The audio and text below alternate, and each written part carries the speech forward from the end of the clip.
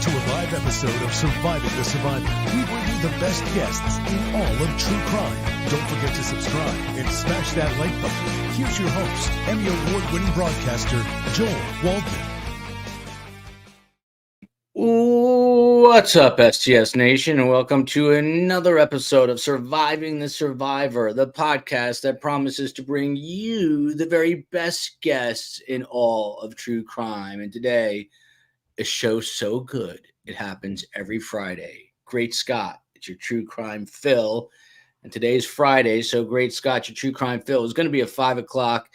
My man, Scott Duffy, is rolling out of town in 58 minutes. This is going to be a shortened, weird episode of Surviving the Survivor. And I'll tell you why. There's only 100 people on right now. It takes a minute for everyone to trickle in, but it's a weird day. So as you all know, I've got the book tour, and I'm not promoting it, but I'm putting it up here to tell you why in a minute. So you see, we're going to all these cities. Well, and I'm leaving on Sunday, and I'm beyond burned out right now. My mom's yelling, "Why is he talking about this out loud?" Because I talk about things out loud that I should keep to myself. So completely fried and burned out, burning the candles at both ends. So what you don't see on here is, and there's other dates like Chicago, August 15th, here he is. America's most respected detective, joined alongside America's most respected FBI agent, Scott Duffy. Hello, Phil. How are you? Well, sorry, guys. Trying to set up a surveillance operation. So no need to apologize, Phil. You're doing me a favor. You're coming on early, doing my show. But Phil, I was just saying it's a very weird week. People think I'm promoting my book again, but I'm really not. I'm about to depress everyone with a triple threat of horrible stories that I've just encountered. So on this book tour list that you're all looking at here, what you don't see is my LA stop in August 15th. And we had a guy on the show who's, in Yiddish, they say is a mensch, just a gentleman. We had him on with all the crazy Kanye stuff. And he's not just anybody. He is LA's most respected entertainment reporter, Sam Rubin. And he was hosting our event. He offered to do that because he really loved Carm. And then during the trial I was just covering in the last half hour, this is Sam Rubin, TMZ just announced he died of a massive heart attack. Horrific, horrible, 64 years old. He's literally been in LA for decades. Like I said, we had him on the podcast, just such a nice guy, talking to us about all the Kanye nonsense, but he was really moved by my mom's story. And I invited him to host us at the Grove in LA. And I'm doing the trial just now, and pops up a bunch of alerts because he's a pretty big figure in entertainment. And he passed away. And the reason he was hesitating to do the event, the only reason he was hesitating is he wanted to take his daughter to college. He was all excited to drop her off at college. And this is going to be, I'm beside myself. There's two more stories that are equally horrible. They're actually one is probably even worse. So anyway, we all go through our lives every day, taking everything for granted. Me more than anybody, probably. I'm always worrying about stupid stuff that I shouldn't be worrying about. Today was no different, worrying about all the wrong things. Although this morning I did wake up and I told Carm, let's try to enjoy this. I'm going for 2 weeks with my mother. By the way, we are disorganized at STS. Going to figure out how to cover the trial next week and get you a couple of shows, but everything's going to be kind of impromptu over the next 2 weeks. But long story short, you just never know. You literally never know. And now Sam Rubin's daughter that he wanted to drop off so badly is no more. So may he rest in peace. Literally probably the best known entertainment reporter in all of Los Angeles, at least the most respected.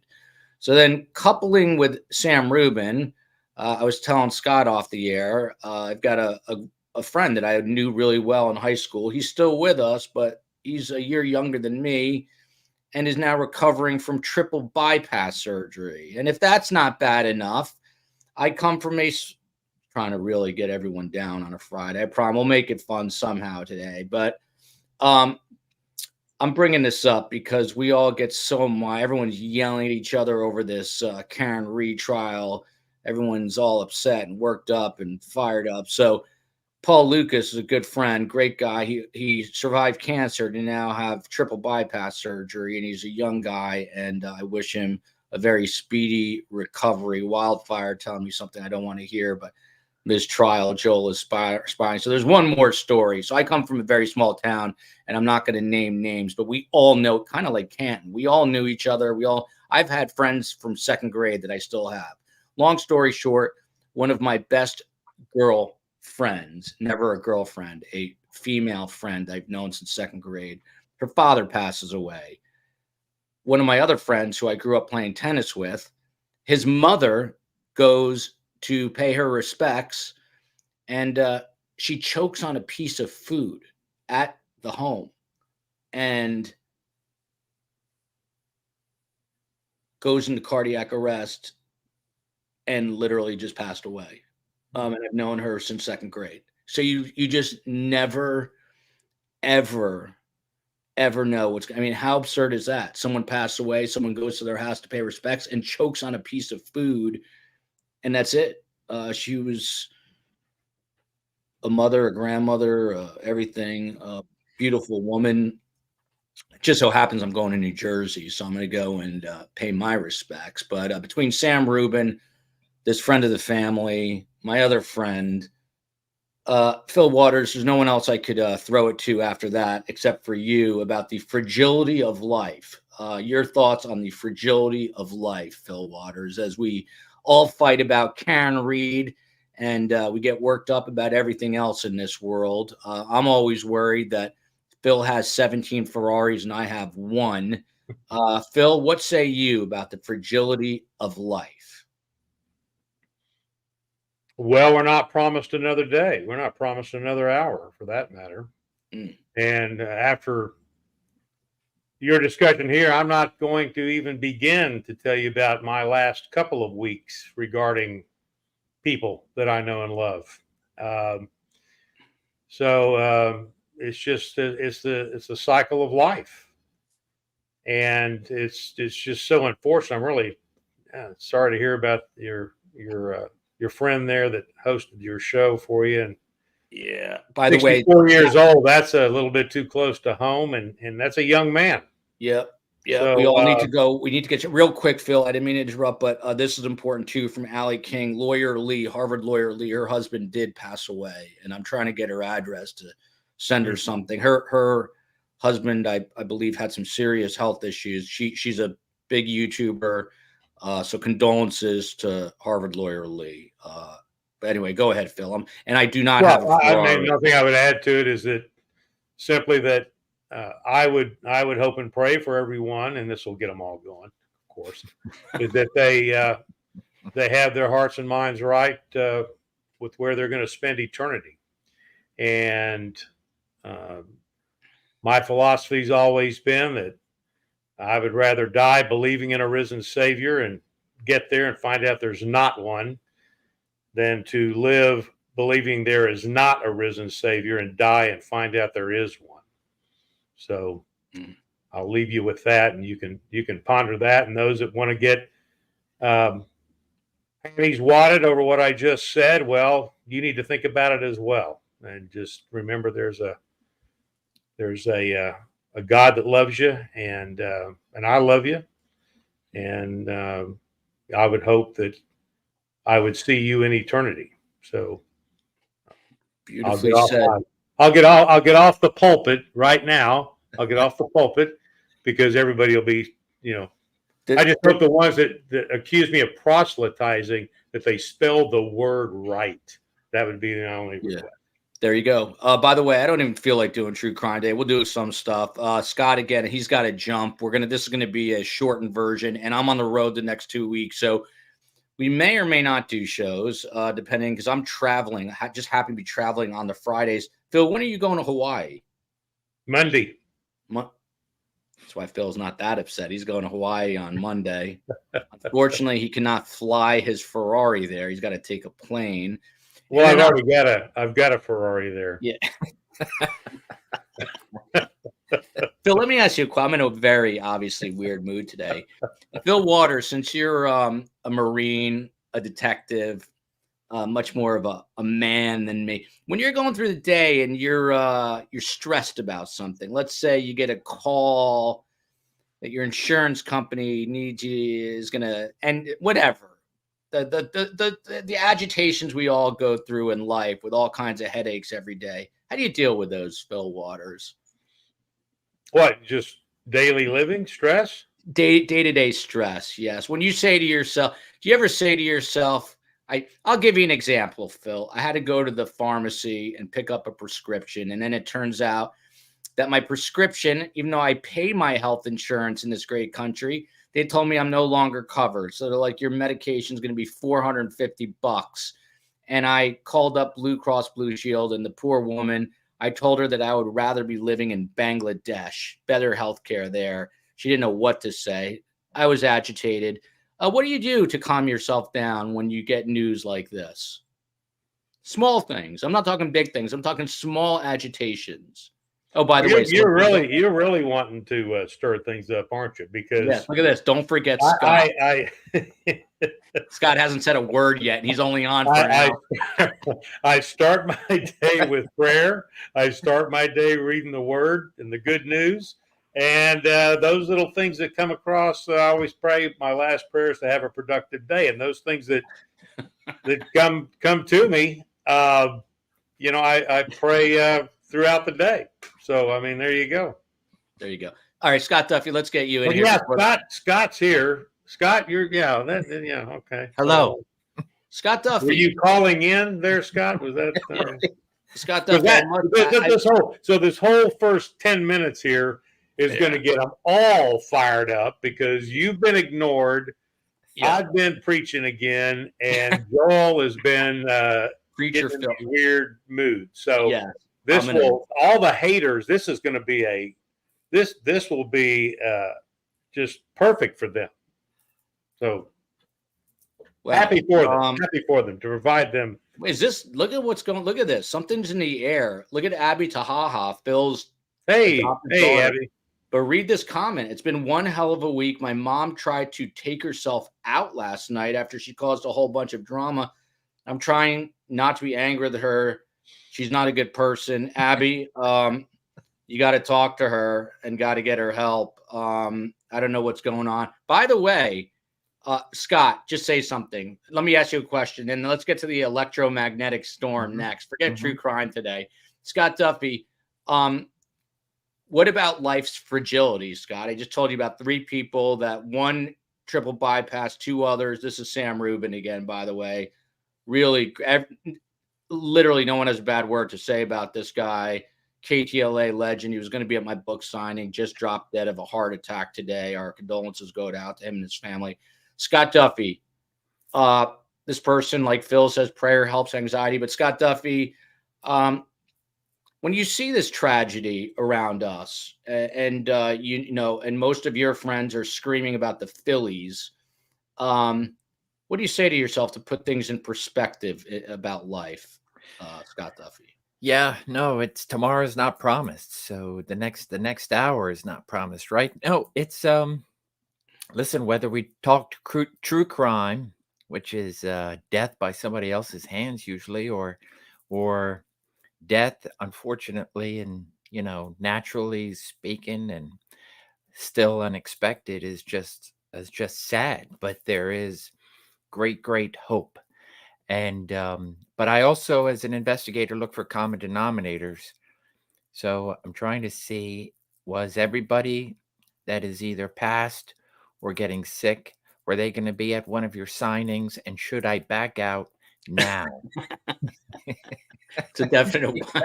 Yeah, you might want to think about that, Scott. I would have nothing. I would have nothing to do with me if I were you. Kim Princess, bad. Look at this. So Scott, there's supposed to be, Carr mentioned this, and I saw this on the cover of Drudge, which is all doom and gloom. There's supposed to be some sort of electromagnetic storm. Yeah, I did see that. What does anyone know what that's about? Our computers could go out, our electronics could. Is anyone up to date on the electromagnetic storm? Because if there's not enough to worry about, we can work on that. Look at this, Alice Ryder Field. She survived the signing. She was in Miami on Monday. Should we talk the thumbnails? Let's talk this story, and then we'll get into. Phil said he's going to offer his take on. He's been doing punditry on the different TV networks on Karen Reed.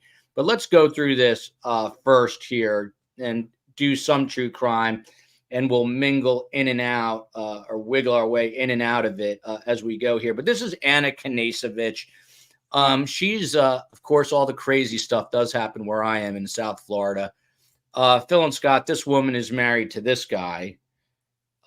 They are in Fort Lauderdale. Marriage starts to go south. They have some kind of tech company together and some real estate. They're on the verge of divorce. She goes off to Spain, and he goes off to his native Serbia, and she goes missing. And lo and behold, in Spain, she comes back. Yeah, she's a beautiful woman. Someone said that here. Yeah, she's very pretty. He's got, I mean, tell me what you guys think of his eyes. If I was Phil and Scott, this is how I would conduct an interview. Sir, follow me. I'd open the door. I'd sit him down. I'd say, open your eyelids. I would look at their eyes. I would say either guilty or innocent. And that's how I would conduct my interviews. And I would arrest them on the spot. Sharon here says it is geomagnetic. Thank God for Friday. I need this Friday more than I've ever needed a Friday. Someone else says probably a more intense solar flare than usual. Watch for lovely aurora borealis as well. There you go. So lo and behold, this guy, he flies back from Serbia. He gets to Miami International Airport, and he's promptly arrested. He's charged with kidnapping, and he's being held pending a bail hearing. So Scott Duffy, this is your world. This was actually fascinating to me. The FBI laid out a detailed case in court documents. Now, keep in mind, this only happened in February. It's May, so it's basically 3 months. They discovered that there was a guy seen on surveillance video wearing a motorcycle helmet, spraying a camera from the outside. So the FBI says that person is this guy, David Knezevich, the husband of Anna Knezevichs. The FBI went on to say no indication of what happened to her, but that he is the man with the helmet. There's other evidence that piles up here, but Scott Duffy, I have multiple questions for you. I guess the first one is, this happened in Spain. So how does the FBI work in concert with Spanish authorities? And they seem to put this together. I guess some people would say slowly. I think it was incredibly fast. And what they turned up is amazing. I don't think this guy stands a chance once he gets into a courtroom. But first question, how does the FBI work with Spanish authorities here? Yeah, from what I've read, it just sounds like they really put together a great case with our international partners. So the FBI has jurisdiction here in the United States and has jurisdiction of any crime committed an American citizen throughout the world. And of course, the FBI doesn't have jurisdiction, for example, executing arrest warrants, search warrants, subpoenas, etc., overseas. But we have tremendous partnerships through what we call our legal attaches office, and they are primarily in the embassies with other federal agencies. And their job, typically a legat, is what the chief FBI agent is called, and then they're ALATs. Those are assistant legal attaches. They're FBI agents who decided and get into the international realm, and you can choose through any other type of search, hey, I would love to go to London. I would love to go to Spain. So ultimately, what they do is they partner with local law enforcement, wherever that legat office is. And it's just a fantastic partnership.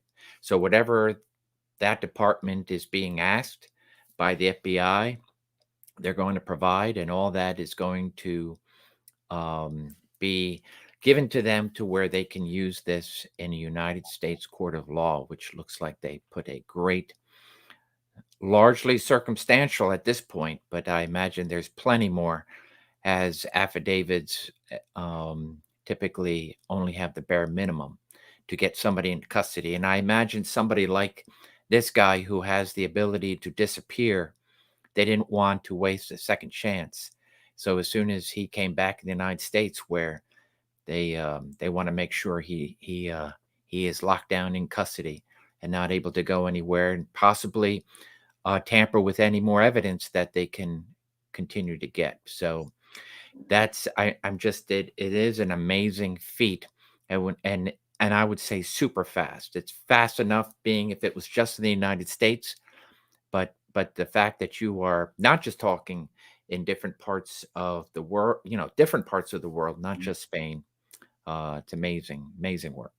Um, by the way, Vesper Martini, a factoid you will only get on STS. David Knezevich and Charlie Adelson only lived 8.1 miles from each other. What a fact right there. Charlie in prison for life for the murder of his ex-brother-in-law. And look at this, Scott Duffy. Elena Bonilla Abad. Scott, you're welcome to Spain anytime. Love to visit. Yes, I'd love to go with you. Maybe we'll do a book signing. Scott Duffy, to you, how many times did you go out of the country during your tenure at the FBI? I traveled to the Republic of Georgia, to Tel Aviv, Israel, and to Dubai. So those were my 3 territories. Wow. And do you have a favorite among the 3? I enjoyed each one. I wish I went to more, but Tel Aviv, I spent the most time, and really got educated with their law enforcement agencies, both the local, but the ISA, the Israeli Security Agency, that I primarily dealt with. Just fascinating work. I really enjoyed it. Wow, is this chat super slow? 'Cause I'm just getting a message now about Blue Shield, which I talked about 20 minutes ago. Tel Aviv is a big party city. By the way, woke up to news once again today. Israel now getting attacked from the north by Hezbollah. I've got my niece's 2 husbands. One is on the border of Lebanon, one on the border of Syria. It's getting really nasty there. Carm is beside herself whenever this happens. Carm is inconsolable. She is a very proud supporter of the country of Israel, and she is devastated. Told me not to bug her about anything because she's too worked up about this. So I've got to back off. Phil Waters, getting back to this case about David Knezevich, and I'm admittedly, my head's up my behind today. So we're going to cover this quickly, cover a couple other things quickly, and we're just going to talk and hang out till Scott has to roll. But so this guy that they see spray painting this camera, Phil Waters, an hour later, they catch him on surveillance camera walking out with a suitcase from this apartment where this woman, Anna Knezevichs, lives. And what's interesting, they say that they also have security video of this 36-year-old buying the same brand of paint and duct tape hours earlier. In other words, they've got him on video buying the paint that he used to spray paint the surveillance camera. And they see him on video here. I don't know that they have a clear shot of his face, but they're saying that the person who's on that video is the same person who spray painted the camera in front of Anna's apartment in Madrid, Spain. And that same person is this guy, her husband. So I know I guess you would call that a clue, as you like to say, but we're starting to tie things together here. How important is this clue? The paint can clue? The fact that they see him spray painting the lens, and then an hour before that, they've got video of him at some sort of Spanish equivalent of Home Depot, and the same person is buying the same brand of paint. They identified the paint, so this person is buying the same brand of paint and duct tape. Duct tape is never for anything good, I don't think. Duct tape's a wonderful thing, but that's why it's used so frequently in crimes. No, that is an affirmative link between, evidentiary, between the paint on the camera and where the paint came from and who bought the paint in the first place. But there's a lot more that they've got on this guy regarding the car. I think he rented a Peugeot in Serbia or something, and traded plates off. There were some stolen license plates, and I mean, it's just really master plan he put together, and not thinking they're not going to be able to track all this stuff. And so I'd say, in terms of the affirmative links that I have seen detailed, what the FBI did in concert with the Spanish authorities, and Serbian authorities, I would imagine, in the mix of it as well. So just a really,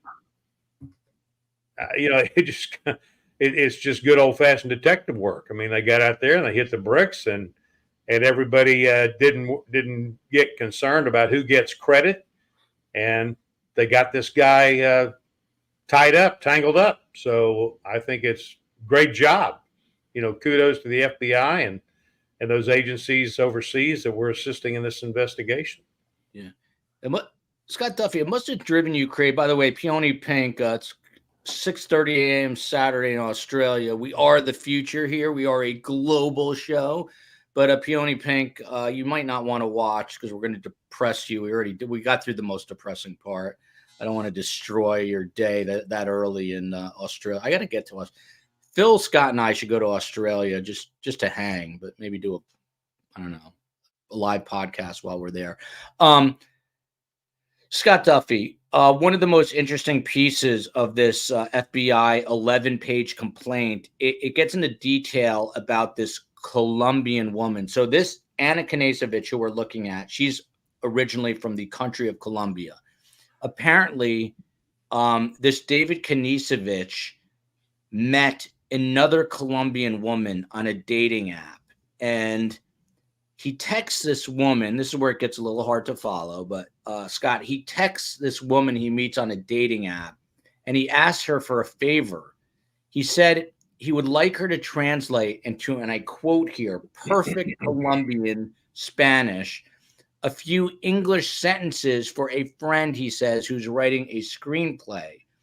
The woman says she doesn't speak English, but she would use some sort of online translator. So he tells her what this sentence is, and it goes as follows. This is a direct quote. So now this is this guy, David, asking a new woman who speaks Colombian Spanish to translate the following. I met someone wonderful. He has a summer house about 2 hours from Madrid.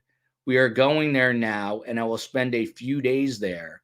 There's barely any signal, though. I'll call you when I come back. Kisses. And that message went to Anna's friends in Spain. And they said, this doesn't sound at all like her. Lo and behold, the FBI is implying very strongly that this message was sent from this guy using her phone that he got when he did whatever he did to her. Now we've got the spray paint. We've got him buying the spray paint and the duct tape. And now this. I had another FBI agent the other day who said this is circumstantial evidence, but it is building up very strongly. Do you agree here? It's like putting Legos together here, and we're starting to build a real legitimate sports car out of Legos here. Bad analogy. What I'm saying is the pieces are fitting together. Oh, yeah. I mean, and I think some of the best cases that are solved and that get put before a jury are circumstantial. And when it is told backed up with the evidence to support that theory, that narrative, and not just one piece, but 1 plus 2 plus 3, and everything just lines up, makes for a great case. It is, as Phil said, good old-fashioned police work. You have something over here, and then you back it up over here, you corroborate it. For example, the paint. Now you go to a video where he's not going to have a helmet, and there he is buying paint and tape. And trust me, the FBI is going to be able to match the paint that was used to the paint from the can. They're going to be able to match the duct tape that was recovered by law enforcement to the to if it exists, a duct tape roll somewhere else, perhaps in one of his apartments or wherever he's living. So things like that are just great pieces of evidence and backed up by a story. And then you have this text that goes out to her friends, and they're saying, first of all, that doesn't make sense. But what does it do? From his eyes, he's saying, oh, I went to a location, I went to go see a boyfriend, and it's little to no service, and lo and behold, I can't be seen or found or heard from. And so we can all expect the worst, some sort of either tragic falling off a cliff into a water, or this or that, whatever he wants to surmise. But then all of a sudden you're like, well, this came from her phone, so where's her phone? She must be alive, and she left that apartment willingly and voluntarily. But then you have a witness that is able to say, but I made that exact description, that translation, and gave it to him. So now you have just a fantastic follow the crumbs. It's taking you nowhere but him, and that's what a good circumstantial case backed up with some true physical evidence that it's only pointing to one person. And no matter how you look at it from all these different ways, it points to one person. And that's why they're charging him with kidnapping as opposed to murder at this point. Well, we don't know where she is at this point. Yeah. By the way, special shout out to Tali coming to us from Israel. We don't see her enough live. Happy Friday, Joel, Uncle Phil, Scott, COE, and STS fam came to say hi. Hi, Tali. Sorry about what's going on again in Israel. Stay safe and hunker down. Missiles are now flying from Lebanon, so keep yourself safe there. Then we got London. I love Fridays, man. The whole world comes together here at STS. Ida Shaw, I saw in the chat as well. Welcoming Ida Shaw into the chat, who is an attorney. Phil, in all these episodes, I don't think I've ever asked you this question that I'm about to ask. Phil Waters, how hard is it to plan the perfect murder? Well, thus far, I haven't seen anyone who has. That's coming from he's investigated over 400 homicides, America's most respected detective. Go ahead, Phil. Well, I mean, there's some out there. There's some open cases. They've got good suspects. They've got. I had cases where I knew the person had committed the murder. I knew who it was, and I'd even spoken with them, and they were not terribly cooperative in terms of making any admissions or a confession, and just didn't have that one little piece of evidence that would put it over the edge. So, and there were some cases that I had that in my mind, I thought we had enough. I thought, even though they were circumstantial cases, as Scott's talked about, and sometimes I've had circumstantial cases that were stronger than direct evidence cases. So, I don't know that there have people that have gotten away with it, I guess you could say. And if you want to apply that's the perfect murder. But the perfect murder to me would be committing the murder without shining any light on yourself as being a suspect. That would be the perfect murder. It's got to be. I mean, this is probably not a great thing to discuss to give people ideas, but I would assume, Phil, the easiest way to plan a perfect murder is if you have zero connection to the victim in any way, completely random, I would think. Do you agree or no? Well, that would certainly help. I don't know that I would. If I was going to kill somebody, I would have a reason for wanting. So it would be, I'm a pretty open book. I would not. If I was the suspect, it would be pretty obvious that I'm the suspect. Phil, let me rephrase the question. Now I'm intrigued. Do you, Phil Waters, do you think you could pull off the perfect murder?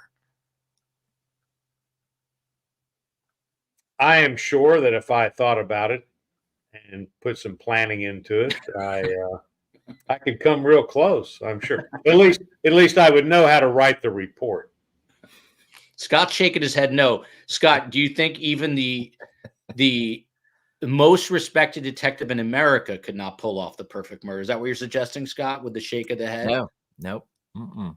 You don't. He would get caught. No, but even Phil even alluded to it that you have to have that motive, right? And so that's where I believe you make the left turn, because you're planning these things, and it was well planned out for this guy Knezevich. Yeah. Well planned out. International, multiple countries. I'm home free, and in just a short few months, how they were able to, as Phil alluded, he's the first and foremost suspect, even if no matter what. But I think he's left quite a bit of trail. But that ultimately comes down to it. Like my brain is always thinking. I'm thinking now between the three of us, do we? If one of us is going to be killed by one of us, like if Phil and I get together to kill you, Joel, do we use this podcast and set up some sort of podcast where we are creating our alibis on screen, but it's all pre-recorded? This is fascinating, by the way. This is the most interesting conversation I think we've ever had. Let me add something to that. It's the old Hell's Angels adage that the best kept secret among three people is when two of them are dead. So I think this is going to soon be a screenplay coming to a movie theater near you. By the way, Mr. C here says, I know that Scott Duffy would love to do this, and we should go to every single ball. I have very small aspirations. Scott, Phil, and I should go to every ballpark in America and do a podcast from each one. Would you enjoy that, Scott Duffy? Yeah, sure. Yeah, let's do it. And then we can discuss who will murder who. Tolly here, the missiles are flying. Imagine living in a country tonight. Just imagine. Look at this picture of Tolly with her dog, that beautiful pup. And all night long, missiles are flying over your head. And meanwhile, in America and around the world, everyone is protesting Israel and telling people how much they don't like people of my faith. So what a great world we live in. It's been Space Coast sending his regards to Tolly. But Tolly, we're thinking of you. Stay strong. And don't mention any of this to Carm. She can't take it. I hope she's not listening to this, because I'm going to have to check on Carm. Carm said she was going to call me last night. Never did. I got worried. But lo and behold, she was fine today. Well, let me say something about Anna. Please do. Talking about here. Yeah. We're not done with her yet. You kind of glossed over it there, Joel, but I'm more interested in the fact that he was seen leaving the apartment or the bungalow, whatever that residence was, carrying a suitcase. If they're wondering where Anna is, my money is going to go on in that suitcase. And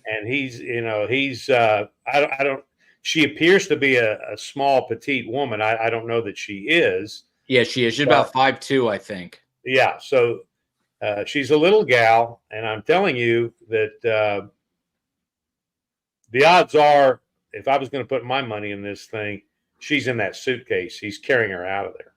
And I'd be curious have you seen the video have they shown that? I haven't seen it. I don't know that it's out there. I haven't seen it if it is. Well, so I would be curious to watch the video and see if you can determine how weighty that suitcase is by the way he's walking and the way he's carrying the suitcase. But my money's on the suitcase. That's where Anna is. And then the question is, it's a pretty good clip from Spain to Serbia, and plenty of places to dump that suitcase. Yeah, so that was going to be my next question, actually, which I look at this. Carmela Waldman, I am listening. Then Gino, hello, Mom. Gino woman. Carm. Yeah, and Miss Carmen, her cutouts. Funny, I was looking at some old STSs the other day, and Anna is yelling at me for even looking at Drudge. Do not support Israel. Do not read Drudge. If you want to just be forced to swallow 9,000 Prozac, all you have to do is go to Drudge. I'm not sure what this means. Carm says, now I have to worry that Phil and Scott unlicensed me. What does that mean? You're worried that they could pull off the perfect crime, Carm. I'll tell you who'd pull off the perfect crime. Carm or my wife. The two of them could pull off the perfect murder. My money would be more on them than it would be on Phil or Scott. And since my mom is almost 85, I would put it on the COE to get away with it. And as they say, laugh all the way to wherever she's going, not the bank. She's not going to find much there. Scott Duffy. Back to this case. So they interviewed her friend who's been interviewed before, a woman named Sana Ramu. And she, and I quote here, says, I'm in shock. When it's presented in black and white, meaning this FBI report, it's different than when you only have suspicions and speculation. She went on to say that she does not think her friend is alive anymore. It does seem obvious that he planned this out. And I asked an FBI agent the other day, would he have planned it out to the point post leaving the apartment? And he said, absolutely. So she could be anywhere. Is it your belief that she's no longer with us? Yeah, I would feel pretty comfortable at this point. That everything's pointing to, especially as Phil said, if she is in that suitcase, she's not knocked out and being held for ransom somewhere. She's not holed up somewhere in an apartment being fed a little bit of food and water for some sick joke. This is my belief is, and I think the FBI may already have it, but it's probably looking for a little bit more to go with an additional charge that would be kidnapping resulting in death, and which can carry the death penalty as well in the federal system. So I would unfortunately say that the evidence has led them to believe that she is not around, and they would love to find her body in order to complete the case.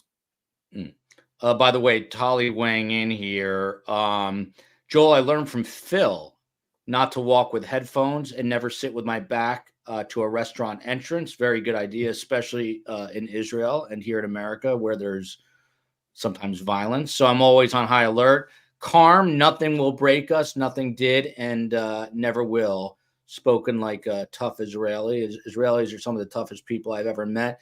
Carm, clarifying, she meant that she's worried that Phil and Scott could now unalive her only son. How sad.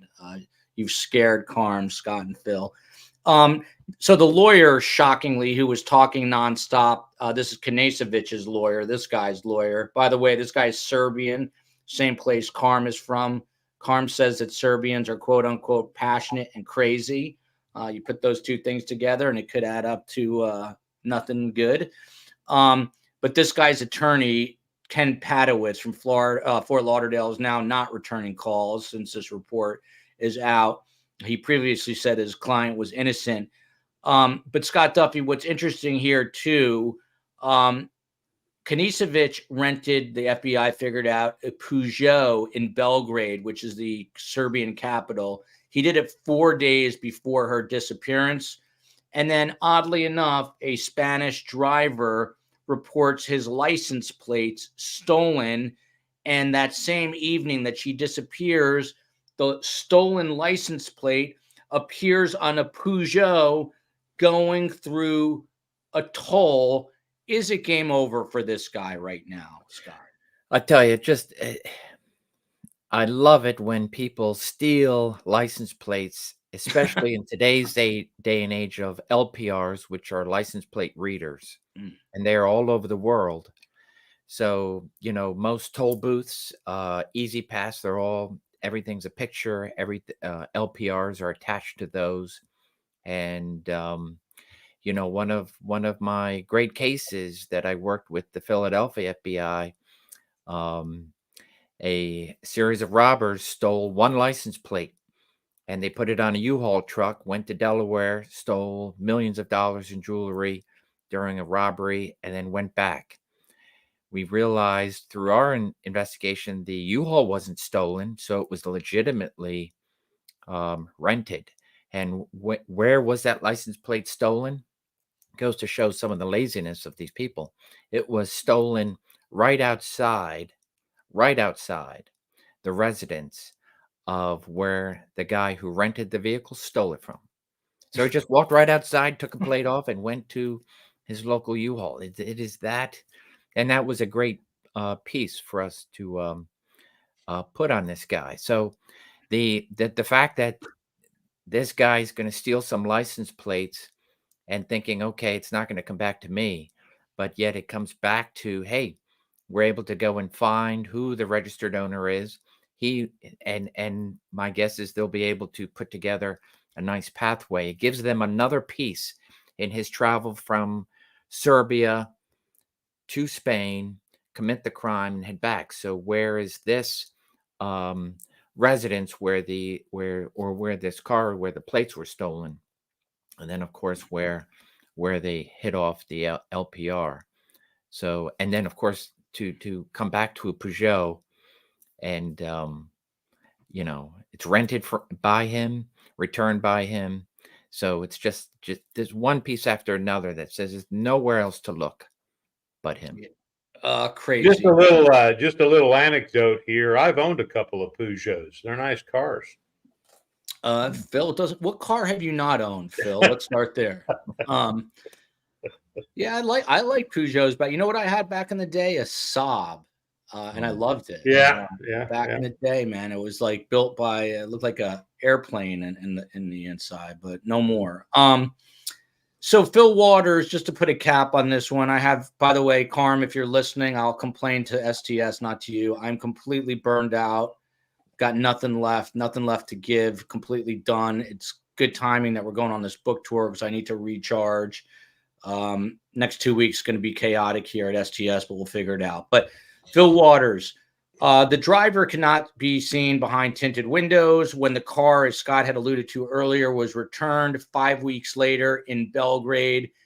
The plates were replaced. So I guess the original plates were put back on, and there were 4,800 miles on the car, 7,700 kilometers.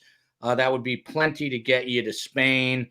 One of the things that I thought was interesting that actually the FBI agent the other night, Rob D'Amico, do you know Rob D'Amico, Scott Duffy, originally from Jersey, did a lot of FBI work out of Florida. Good guy. Anyway, he pointed out this guy's wearing, Phil Waters, a motorcycle helmet, but there was never a motorcycle involved. Now, if it was me, I'd be looking for the motorcycle still, because I wouldn't be smart enough to figure out that he was just using the helmet as a disguise to cover his face.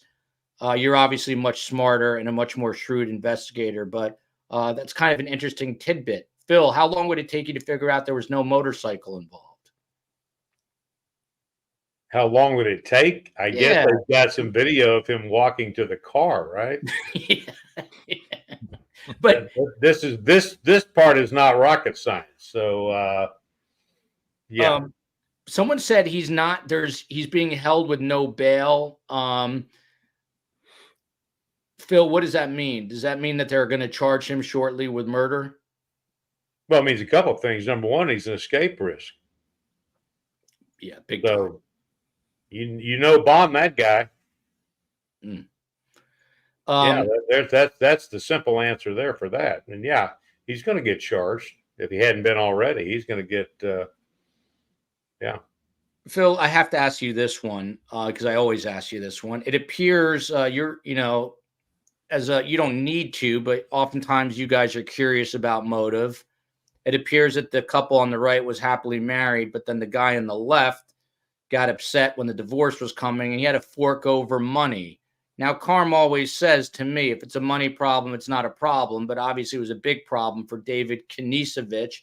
Do you think that's motive enough for him to have committed this crime? Sure. Sex, drugs, or money. Sex, drugs, and rock and roll. You know what? That's another STS shirt for the store. Sex, drugs, and money instead of sex, drugs, and rock and roll. Michelle Sport says, Scott Duffy, if she was killed abroad, should he not be extradited for prosecution? Great question. We'll end it on this case there and then talk about a few other things. Scott's got to jump in 7 minutes, but I don't know how Phil and I are going to go on without Scott. But Scott, should he be extradited? Will he be extradited? So he's here in the United States, right? I believe he was arrested. Wasn't he arrested in Florida? At Miami International. Yeah. So he returned. They obviously had a warrant and then put cuffs on. So this is the interesting. When an American is killed overseas, they can be the suspect or suspects can be prosecuted in the United States. So it sounds like the jurisdiction is the jurisdiction from where you're from. So in this case, it would be a district. If it's Miami, Fort Lauderdale or whatever, there's a district down there, and that is the primary jurisdiction where he can be charged and have a trial there. And I imagine that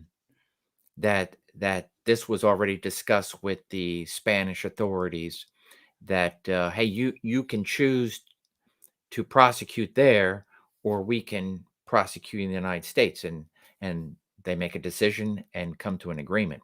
So the fact that he would be extradited or brought back to Spain, there was already probably an agreement saying, hey, United States, she's an American citizen, go ahead and prosecute him there, and more charges to come.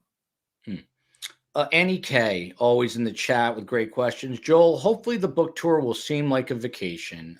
Carm, if you're still here, I'd love to hear your comment regarding that comment. Carm and I together, we love each other, but it can be tumultuous. It can be a bit of a roller coaster. Carm is excitable, especially with what's going on in Israel these days, and she's a little up there in her years. She has less tolerance for my crap. And so it could be a vacation, or it could be the most difficult 2 weeks of our lives. I'm not sure which it'll be, but either way, it'll be something. All right, enough of this. Obviously, Anna, I hope that we find you. I hope authorities find you. Beautiful young woman. And I just don't understand why people can't get divorced when things are not going well. I said it once, I said it again. The COE could plan the perfect murder. She is smart enough, witty enough, watches enough Dateline with me to absolutely, I would put my money, I hate to say this, on the COE over either Phil or Scott to pull it off and get away with it. So if I ever disappear, don't look at Phil. Don't look at Scott. Don't even look at Carm. Look at the COE. That's all I'm going to say. Look at this. Wildfire says, Joel, no worries about the show. Get through the book tour and we will. Oh, that's very kind of you. I appreciate it. I'll be bouncing it. We'll be doing fun stuff like Carm screaming at me as we take the train up to Boston. I'm going to go live doing things like of that nature. So it won't be. We will have the Karen Reed trial, by the way, all week. We're trying to get someone to do some analysis, and we're going to have Chad Daybell, and then I'll do some shows here and there. but it's not going to be every single night. Phil Waters, you've been on the court TVs and the law and crimes. There's a big trial out of Boston called the Karen Reed trial. This is a woman accused in standing trial for second-degree murder for hitting and killing Boston police officer boyfriend John O'Keefe. I'm afraid to even bring this up with Phil and Scott because there is a crazy division with this case. Half the people think that Karen Reed did it, and the other half feel that it is a conspiracy among many people in the home that night. Phil Waters, the floor is yours on this one. A conspiracy? Did Karen Reed do it? Is it a bungled investigation? Is it all the above or just some of this? Well, let me ask Scott a quick question. Scott, do you think this is a conspiracy, this case? No. Okay. So I look, I've said it on the shows before, and Scott and I both, and Scott's talked about this before, we look at these cases through the eyes of our experience and our training. I'm looking at it through the eyes of a homicide cop, and I'm not looking through the eyes of these folks that, I mean, go insane about this particular case. It's amazing to me. And every time I have seen a case, and I'm talking about cases that I work where I had other detectives that were wanting to, because we had some that were, they'd have the conspiracy theories going. In every case, it's always a very simple solution, and it's a straight line to the truth. All this other stuff that's going on in this particular case is just a distraction. And I tell you what, when I see defense attorneys like this that are doing the things that they're doing, I mean, they've got some story, some connection between Lieutenant Lank, who's the Canton police detective at the time who made the scene, to the Alberts, one of those family members 22 years ago, where he got in the middle of either Albert getting the crap beat out of him or Albert beating the crap out of somebody or something.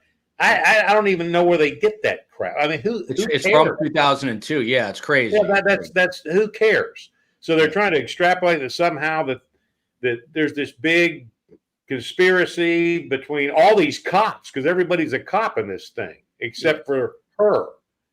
She's dating the cop. So I mean, I just, it's just amazing to me when I've said what I've said, and of course the response is by these folks is, you don't know enough about the case. We live up here. We know these guys are cool. I mean, really? It's probably good that I'm able to look at it through an objective viewpoint, because those people are crazy. And then this knucklehead that didn't you have this turtle? I don't even like saying his name. I don't even like giving him any credit for anything. This zipper head that's running around here posting, how they threw him out of court or some horse crap. I'm not even going to say his name because he's an idiot. Yeah. But Phil, hold on. Let me stop you. That is all an effort in self-promotion. Phil, hold on one second. What are you going to do tonight? Because you've been known to get some emails and comments that are not always the kindest. What are you going to do tonight? Because you're going to get a flurry of them from the riders. Those are the Turtle Boy riders tonight, who are going to say that you are, as you said, uneducated on this case. They are firmly of the position that this is a conspiracy. Are you going to cower when they yell at you? I mean, that's on my list of things I care nothing about. I mean, it's just that all I'm saying is that I've watched part of the testimony and I have read the summaries, the synopsis of each day in court. The prosecution's presenting, what the defense has done, what they're doing in direct, what they're doing in cross, and so forth and so on. And look, there's a lot of evidence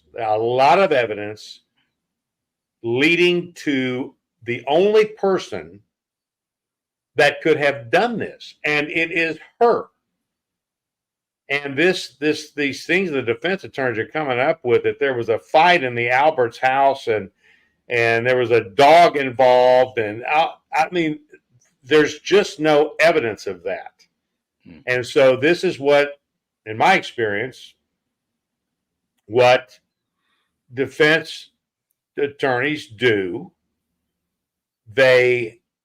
When they see that their client, that the evidence is overwhelming, or it's very close to being overwhelming, then what do they got to do? They've got to distract, they've got to deflect, they've got to state a bunch of facts without telling the truth.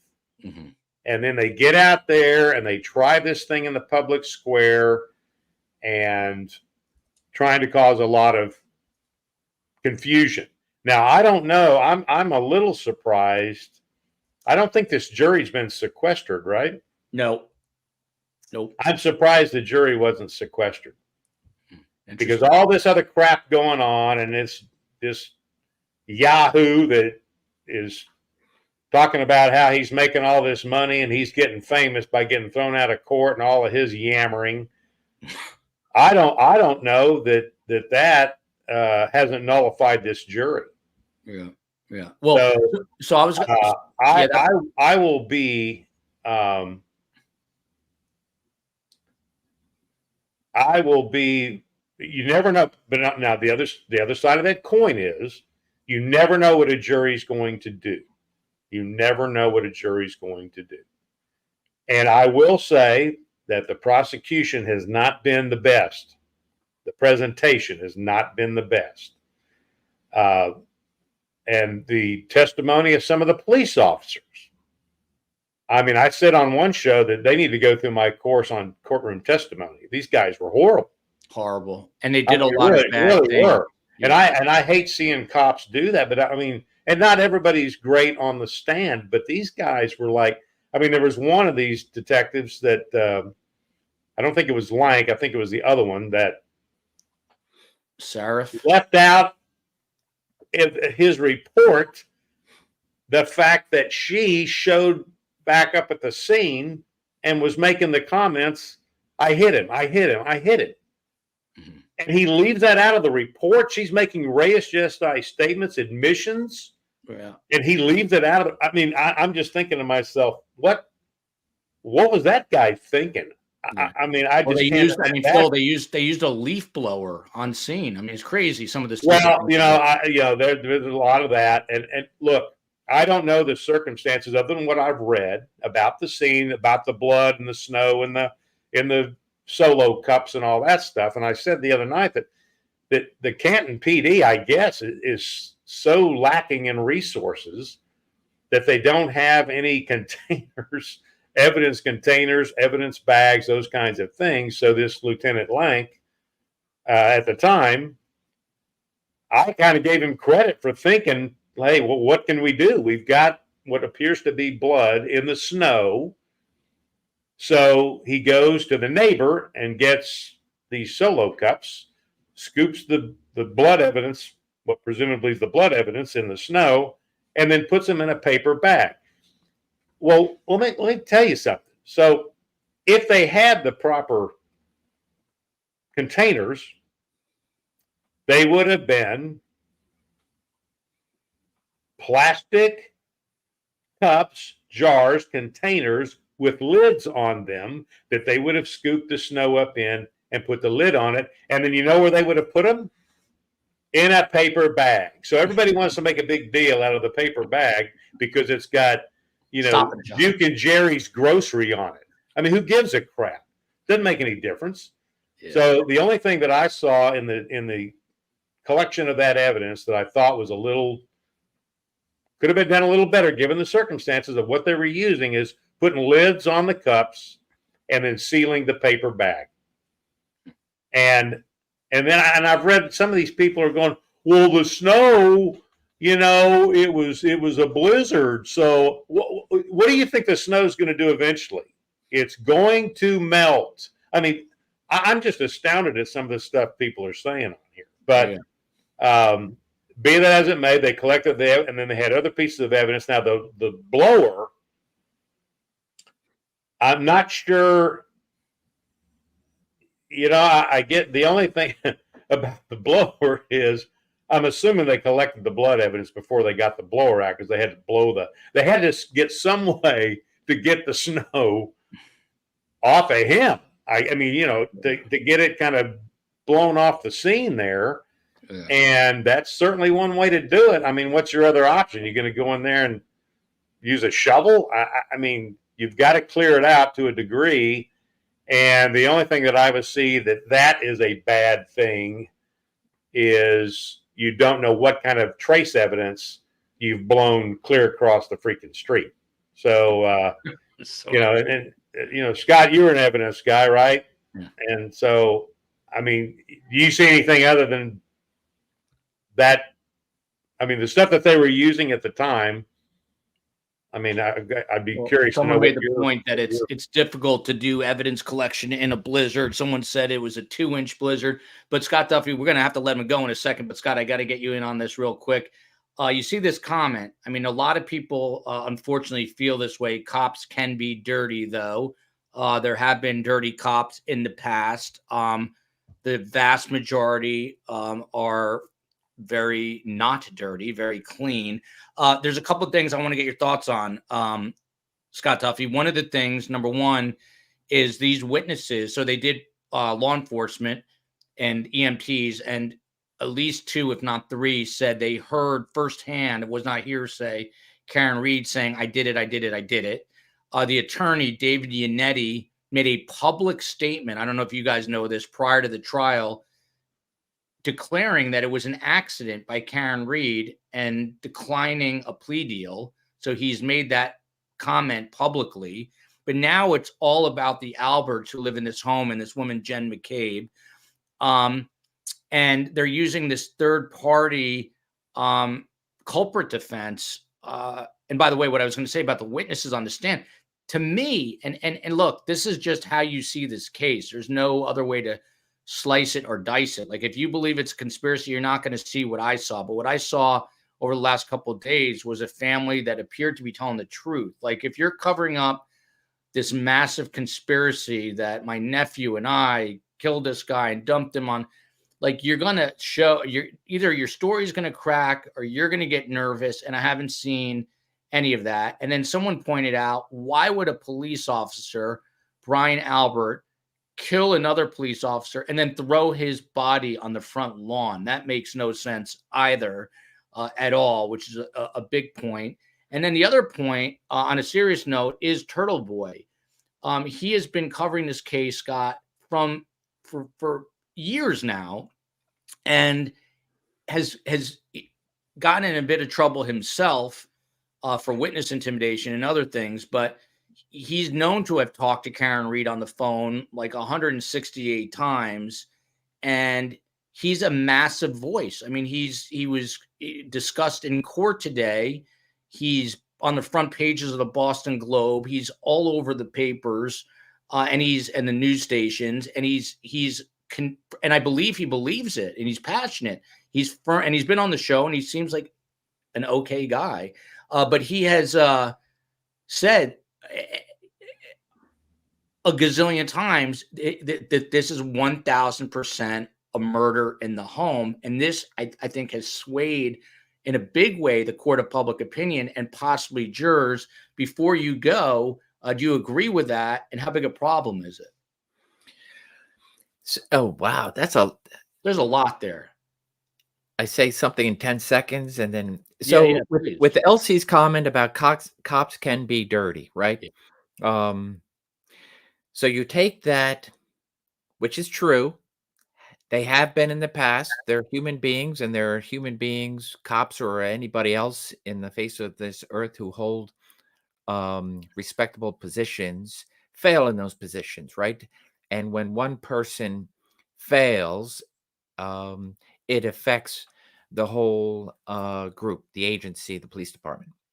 And this is why it's very difficult when a police officer is guilty of something has been prosecuted, and then you have to, it's not just that person who is on trial, it's the whole police department. And that's the problem with cases like this. So take that little bit, just a general statement, and then go ahead and throw it against the wall to anything that doesn't quite make sense. And thereby you can weave these lies of a conspiracy. The reason why I don't believe, generally speaking, in these conspiracies is because look at what is required for a conspiracy to be effective. You have to have the prosecutor on board. You have to have each and every witness, police officer, non-police officer, like EMS, on board, who are all willing to sell their souls, who are all willing to lie. For what? What is the motive? So why not just say, okay, Officer O'Keefe was killed, found dead, undetermined. Why prosecute the ex-girlfriend or the girlfriend? What is that motive where a whole town, a whole law enforcement agency, a whole criminal justice system is going to want to prosecute her? What is the gain? What is the motive? To protect somebody else? It just doesn't make sense when you look at a conspiracy theory. Now, you can take a piece of that and absolutely hold, hey, it's true, because it probably can't be proven false. And so thereby you web these conspiracy theorists. They're very difficult people to talk with, to debate, because you can hold on a sliver of truth. For example, cops can be dirty, and thereby all cops are dirty, and it just takes one instance to get everybody in the justice system to go ahead and turn their back on the truth. So that's why ultimately I don't believe at all in the conspiracy theory one bit. And I listened to Phil's, which I thought was a wonderful presentation on a couple of days ago. It was on Ashley Bansfield, and she is absolutely, I don't know what she believes, but loves that conspiracy theorist, and it's like a good defense attorney, right, Phil? And I thought Phil did a great job just saying, no, this is what I see from a neutral perspective. Look at don't make fun of somebody because they're using solo cups. Look at what they don't have. And thereby, do you just let it disappear? Or do you say, it may look funny in a court before a jury, but I'll take those solo cups because it's the only thing I have. And I agree with Phil's, the fact that the ingenuity of a small department that does not have the experience of something like this. You have the state police that says we're not going to be a part of it. And so thereby they're left holding the bag, and they do what they can.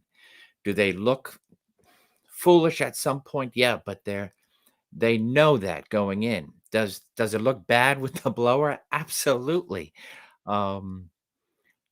So the question I come down to anytime somebody's going to throw a conspiracy theory is, why?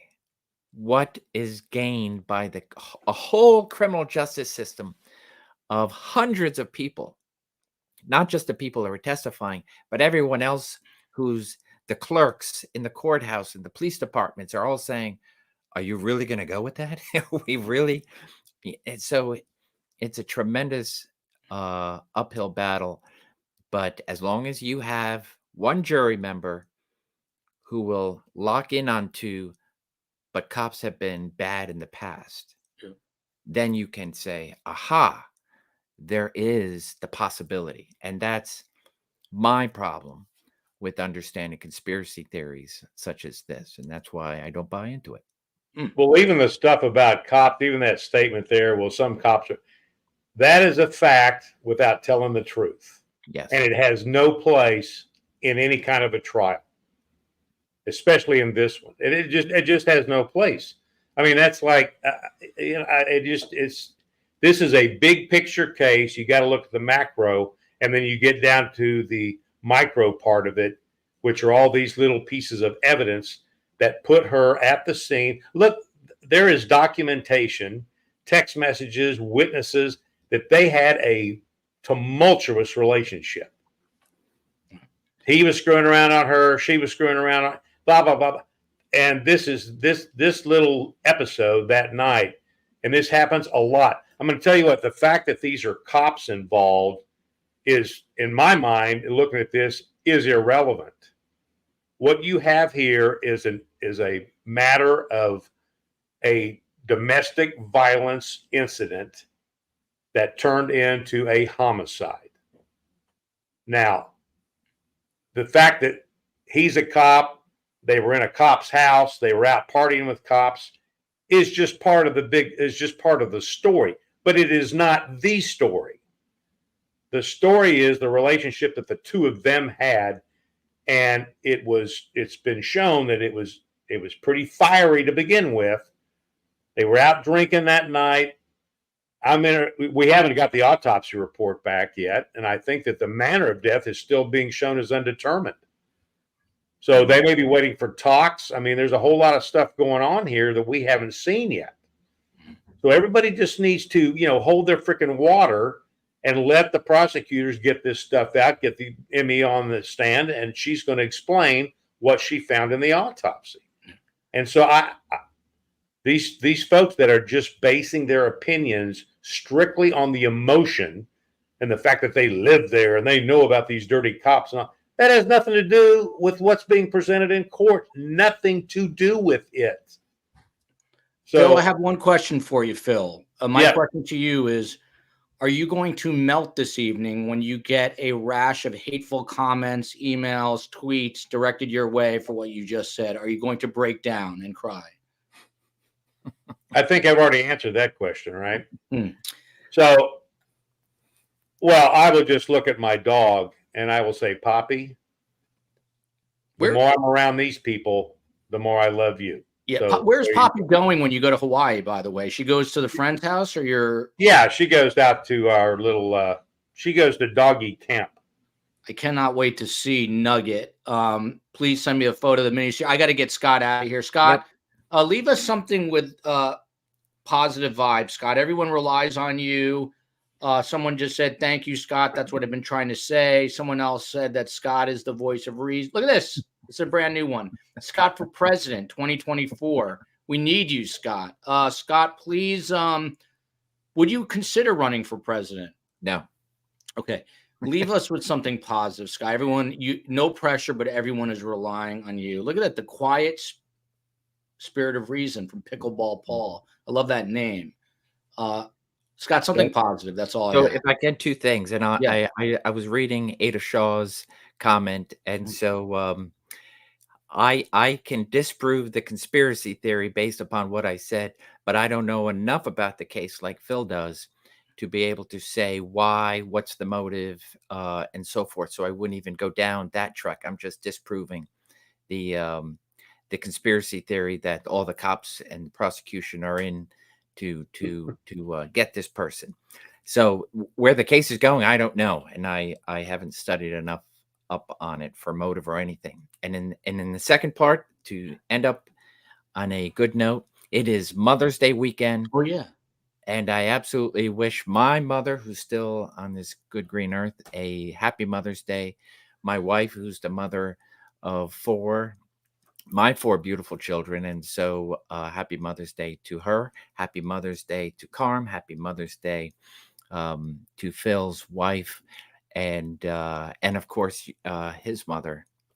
And so with all the mothers that sacrifice, not only those that give birth, but who do mothering on a daily basis. God bless you. Happy Mother's Day. And this was a good show. So, but I got to sign off. Yeah, by the way, I forgot it was Mother's Day. Very final question. Chi-Chi is calling. Are you taking... Last question. You're going away for a few days. Are you taking Chi-Chi? What do you do with the dog? What do you do with the cat? And then I'll let you. Hey, the kids are staying and the kids are taking care of the house and everything within it. Hopefully it doesn't burn down. Scott, have a wonderful time. And we'll see you next week. If we do, you guys are gonna have to follow me on Twitter, podcast STS, on Instagram, Surviving the Survivor, to see what we're doing show wise. See you, brother. Scott, have a great time, man. Peace out. All right. Scott is the real goat. Chi-Chi's calling. Love Phil. Someone said that you should be Scott's vice president, Phil. Does that bother you? Do you want to be president and have him be vice president? No, I think 2 weeks ago it was the other way around, so I'm okay. Phil Waters. So let me ask you, and I want to get off this topic soon because I just don't want to go through 10,000 hate tweets tonight. But what do you think happened this night? I mean, you've seen, so allegedly, according to eyewitness testimony and video in the bar, it appeared that John O'Keefe and Karen Reed were arm in arm, even kissing, getting along. But you have experience. Alcohol is involved. How quickly can things turn when one person gets mad at another? I'll stop it there.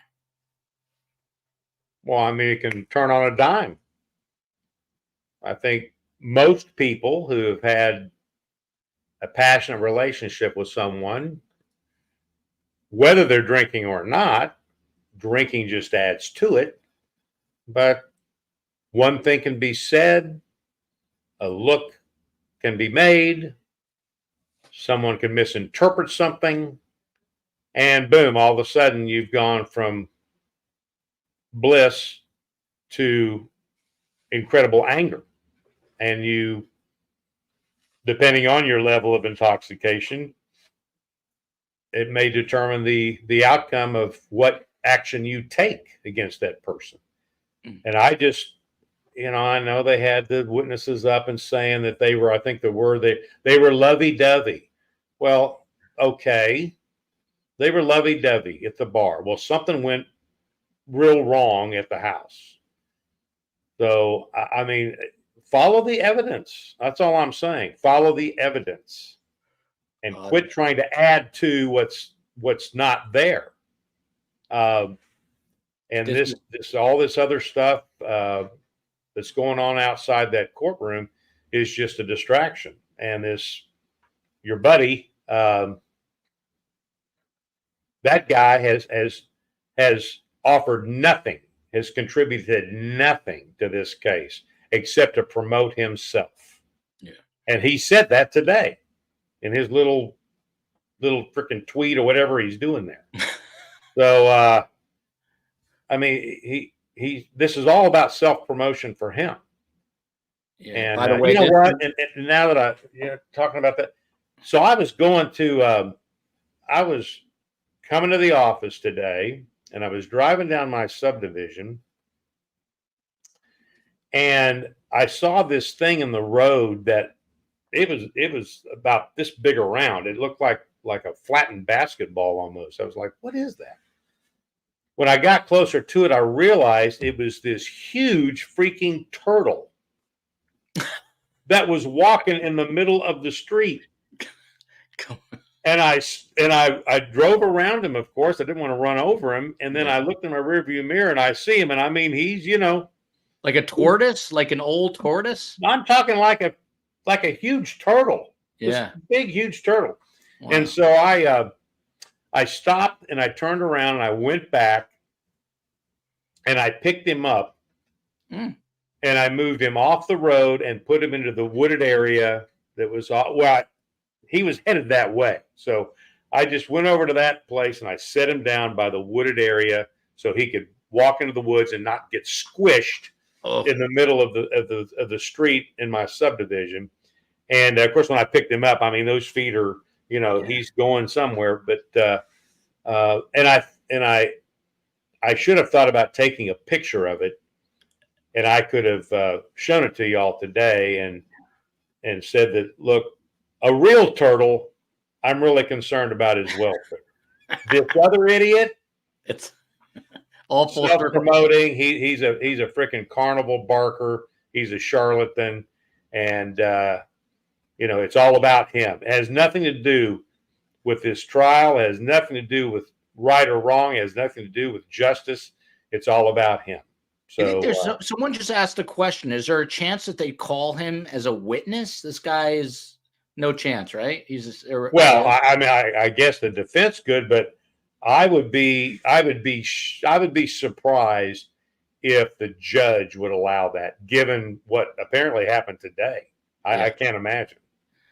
Well, I haven't seen his press conference. He held a press conference today.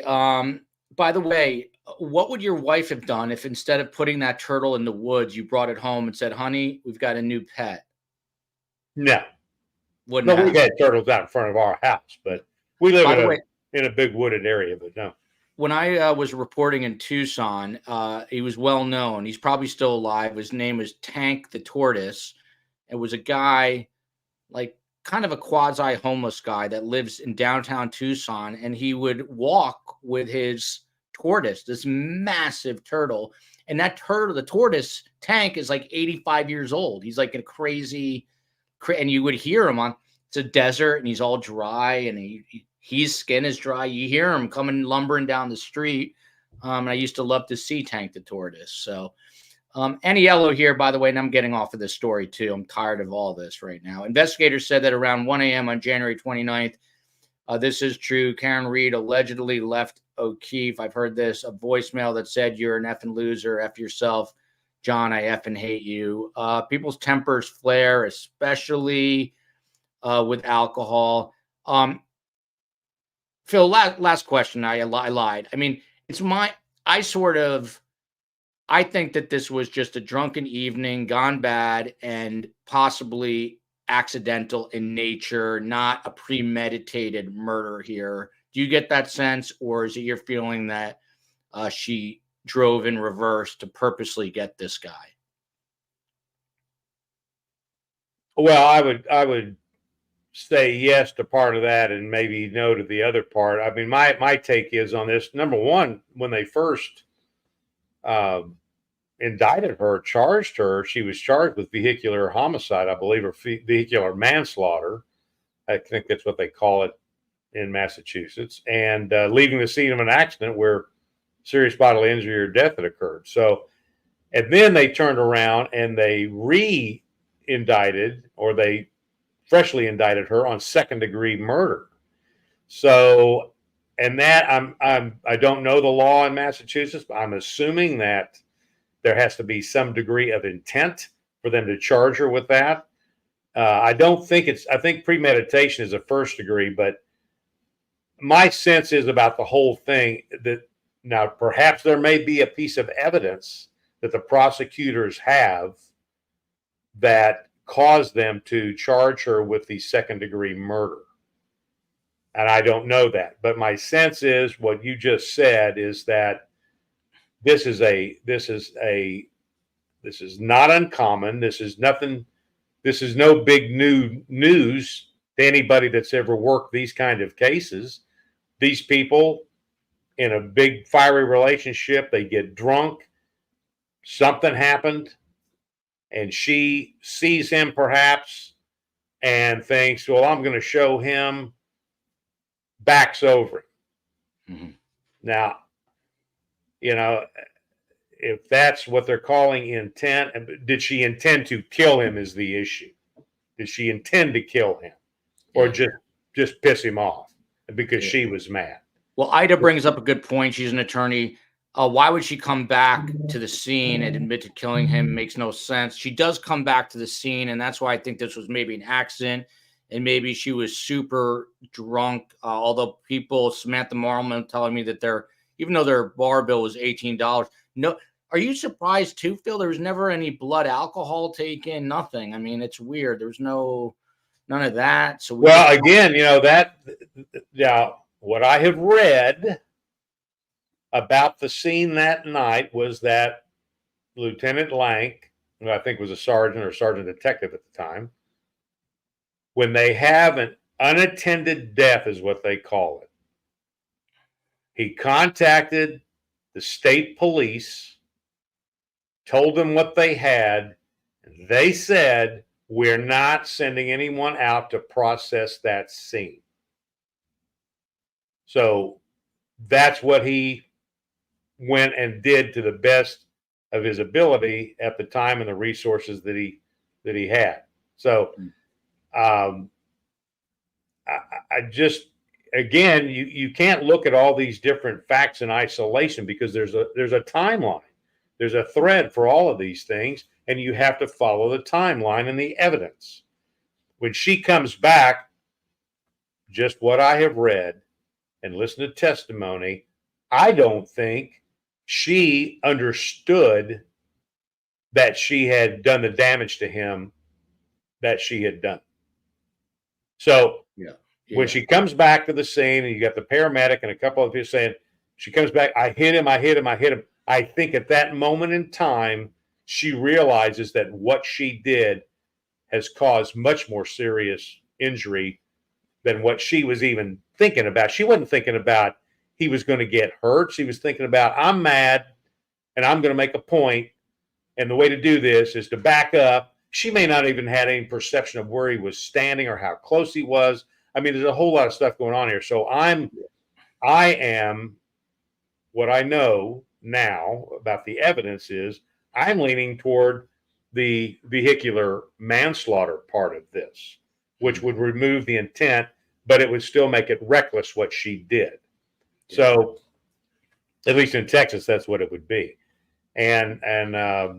So how do you define this? Jimmy McNutty says, second, by the way, is my new best friend, Jimmy McNutty. Second degree is malice aforethought. What does that mean in English? Well, that sounds like premeditation. It sounds like there's intent to do this kind of damage to them.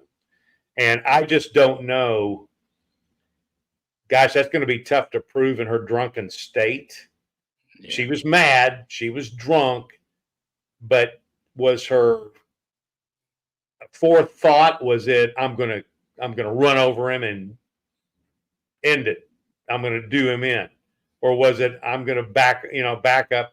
I mean, so that's really, I don't, unless they've got some admission witness that she said something to after it was over, like, yeah, I backed over the SOB, but I that's what I intended to do. I just don't know they've got that based on what we've seen so far with the evidence. Now, they may have some piece of evidence that caused them to do this second degree murder charge with this malice aforethought. So, I mean, that's yet to be determined at this point. I'm with Hope Ape Fear. I have so many questions. Analytical Blarney, friend of the show, saying nobody said she was drunk. That was the implication in the court of public opinion. Why did she go home and then get back in the car to come to the scene? Someone said it's because she was jealous. She never came home that night, and maybe she didn't realize what happened. Analytical Blarney, many testified on the stand that Karen stated she hit him. Did you watch the trial? This is true. And Phil, last question. I mean, what do you make of the fact that this guy, David Knezevich, who's the criminal defense attorney, publicly stated that this was an accident that Karen was a part of? And now he's in court throwing this entire police family under the bus. It's a weird profession being a criminal defense attorney. Well, I would have thought, given the evidence, that they would have gone for mitigation rather than trying to defend her as though she didn't do it. I find that a little fascinating, and I work these cases for defense attorneys. I'm always straightforward with them. If they've got a problem, I tell them they've got a problem, and if we've got evidence that is going to create reasonable doubt, or there's evidence, at least the way I'm looking at it, that I think there's a question here, then I'm going to tell them that as well. So, and I've had these cases where I'll tell the attorney, I think what we're looking at here is mitigation. If you go in that courtroom and think you're going to get a not guilty verdict, good luck, because the evidence just isn't going to point that direction. Now, having said that, you never know what a jury is going to do. And this jury may get nullified and believe all this conspiracy stuff that the defense is trying to throw at them to confuse and get everybody, all the water muddied up and get the snow all muddied up. Whatever their plan here is. But I will be surprised if they do not convict her of the vehicular manslaughter. Now I don't know what they've got that they think they can get this second-degree murder thing, but the vehicular manslaughter, I think she's going to get convicted of, leaving the scene of an accident, that kind of a thing. A lot of people are saying the other alternative is it may end up being a hung jury. You may have one or two people that go, "Oh no, I believe all the conspiracy stuff," and they end up hanging that jury up.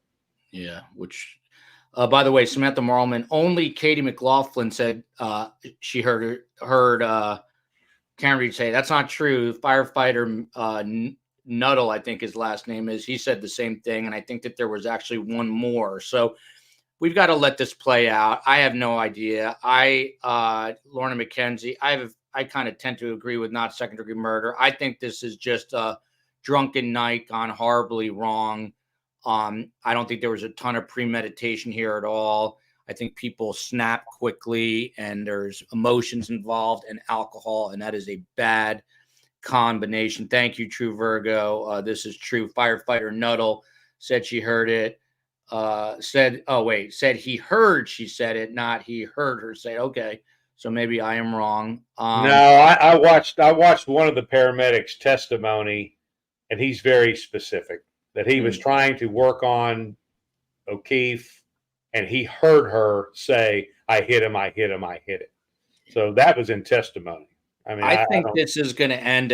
I think this is going to end in a hung jury or some kind of mistrial. It's just too crazy and nutty, and it's going to feed the fire even more to see if they retry her. Pickleball Paul, thank you. Love the show.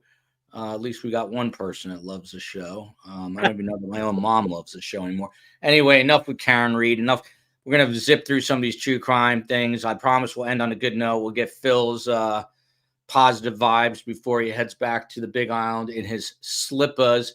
I specifically, number one, I didn't have time to prepare it. Number two, I wouldn't show it anyway. But Phil, I saw something that my wife said, "Why would you show this to me?" Some of the worst video I ever saw that came out of the Bronx, the Boogie Down Bronx, where my dad is from. You can Google it, but basically a man is preying on a woman on the sidewalk, and he takes a belt and lassos it around her neck, and he yanks her back. She goes unconscious, and then he, to her. He does not kill her. I don't want to say the word. He rhymes with drapes. And some of the most chilling video I've ever seen, Phil. Someone said, "What's so chilling? This happens to women every day." Well, I have not seen, number one, video of these things in that explicit context, and just the manner, Phil. This woman is walking down the street, kind of minding her business, and he literally from behind lassos the belt over her head. The NYPD's got a good shot of his face, and they now have a bolo out for him. Be on the lookout. Phil, the point with this story is, what can you do? I mean, she was just literally walking down the sidewalk. What advice do you have for our women at STS Nation who are walking down the street? This was at night in the Bronx, not the best place to be. My dad is from there. But just walking, period. A woman alone is a target. What's your advice? Someone's saying she died. Seen that bit. What's that? I don't think this woman died. Someone's saying she died. I think she was sexually assaulted. Yeah, I don't think she's cooperating, but I don't think she died. But anyway, go ahead, Phil. What's your advice to these people? Well, I've seen the video. Yeah. And what I would say is that when they catch this guy, I would imagine he is going to be a repeat offender. I'm sure he's going to be somebody that should be, if not under the jail, at least in it. He shouldn't be on the street to begin with. And you can thank the state of affairs in New York City among their criminal justice system for this type of thing. And they are neutering the police department. And, I tell you what, it's these types of things we should not be seeing in the regular way that we're seeing them. And especially in New York. And I've got a granddaughter that's at school up there. So I'm telling you, the way the city is handling law enforcement and the criminal justice system is atrocious. Absolutely. And they're not the only ones. Oh, look at this. By the way, that's it. Now, in terms of what women can do, gosh, look, ladies, do not go walking down the street in New York City by yourself. Yeah. Phil, breaking news. Britt K says Twitter now has video of the suspect being caught within the last hour. Wild stuff. Good. I'm going to be excited to watch that. No one ran to help her because it was a quiet. It was late at night, I believe, and quiet. No one was around. He was looking around to make sure he didn't get caught. That guy deserves to be locked up for the rest of his life and then some. Well, look, I'm telling you, and given the nature of what he did after he lassoed her and drug her up, look, I'm a death penalty proponent. In that particular case, that guy needs to be rehabilitated. I agree. Moving on here. I pulled this story, Phil, for two reasons. Number one, it's a Houston story, your hometown. And number two, this is from the annals of why can't we all just get along? This is a lawyer. He goes to McDonald's. A customer at McDonald's is irate over his order. The lawyer steps in trying to calm this guy down. And the attorney, I believe, has been identified as Jeffrey Limmer. Instead of things calming down, this guy who pulls out a weapon then turns his attention to the attorney, and they take it into the parking lot where he is shot. The attorney is shot and killed. And as far as I know, this person has not been caught yet, and Houston police are still looking for him. Phil, I've asked you this every week. What's wrong with humans? Do I need to just be friends with dogs? And why would this guy, how could someone get so upset over a McDonald's order? Well, because these people are idiots. That attorney, I worked for an attorney who knew him. He was he'd been a football player in college. He was a big guy. He was like 6'4", a big dude, but one of those kind of gentle giant guys. He saw whoever this jackass is in the McDonald's upset because, he got ketchup on his burger and he didn't want ketchup. Some innocuous, ridiculous, who cares? Just get another one and go on about your way. And he got to the point where he was over the top, and this gentleman decided to intervene on behalf of the person working at the McDonald's and said, "Hey, man, knock it off." They end up in the parking lot. The guy comes up to him, and the lawyer, pushes the guy down. So he gets within his space, and he shoves off, and the guy hits the ground. The guy didn't have a gun on him. He went to his truck and got a gun and came back and shot the lawyer. So there's no way he's going to justify self-defense. He could have had an argument based on the gentleman's size, could have had an argument, but he didn't. Instead of just going and getting in his truck or going and calling 911, get the cops over there and say, "Hey, this guy just pushed me down," whatever. And then they would have gotten to the bottom of it. But the guy goes to his truck, comes back, and then he shoots him. So there's no justification for what this guy did. We've just got a society that is so out of control. There's no barriers. There's no lines. There's no right and wrong anymore. There's no black and white, when in reality there is. There's no good and evil anymore, and it's all the opposite.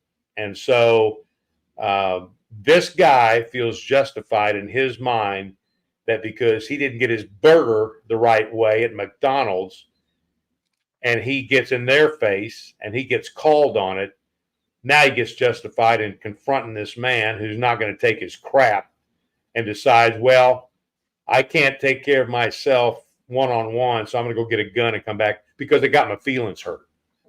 It's just, it's atrocious. This kind of crap happens all the time, and we're seeing it more and more. So yeah, someone's saying that road rage, and now it seems like you do hear about fast food. I don't know what it is about fast food, but it does seem like you hear about these every day now. This next story has me completely befuddled, Phil.